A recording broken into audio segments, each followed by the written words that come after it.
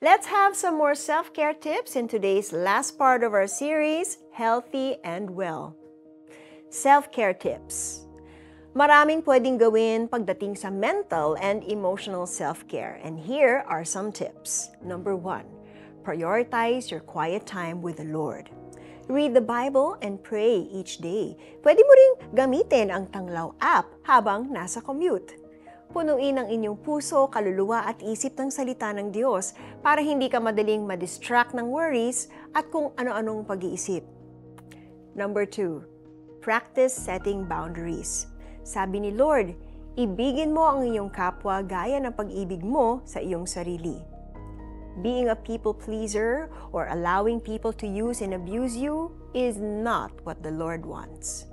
Love others as you love yourself, and you show yourself love by setting healthy boundaries with others. Number 3, be thankful. Maraming studies ang nagsasabi that practicing gratitude has many benefits. It improves mental health, interpersonal relationships, pati na rin yung quality ng inyong pagtulog. To get started, maglista ng 3 bagay, big or small, that you are thankful for each day. Number 4, gumawa ng listahan ng Bible verses na nagbibigay gaan sa iyong kalooban. The Word of God is full of encouragement and comfort. Isulat ang iyong favorite verses sa sticky notes, ilagay ito sa lugar kung saan madali mong makikita araw-araw. Number 5, be open to counseling or therapy.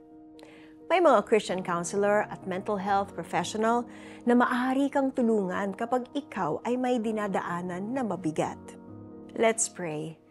Teach me, Lord, na ibigin ka with all my heart, soul, and mind at ibigin ang kapwa ko gaya ng pag-ibig sa aking sarili as I practice mental and emotional self-care. In Jesus' name, Amen. Pumili ng isa sa mga tips na aking nabanggit.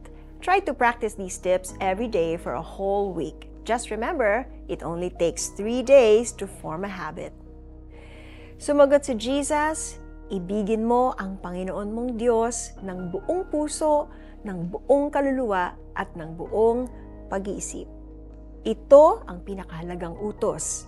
At ito naman ang pangalawa, ibigin mo ang iyong kapwa gaya ng pag-ibig mo sa iyong sarili. Mateo 22 verses 37 to 39. This is Miriam Kiamao Roberto. God loves you so much.